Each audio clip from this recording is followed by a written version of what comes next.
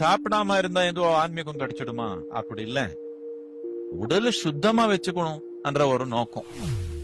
ஏகாதசினால சாப்பிடக்கூடாதுன்னு பிக்ஸ் பண்ணாங்க. உடலுக்கு நம்ம ஜீரண மண்டலத்துக்கு ஒரு சுழற்சி இருக்குது.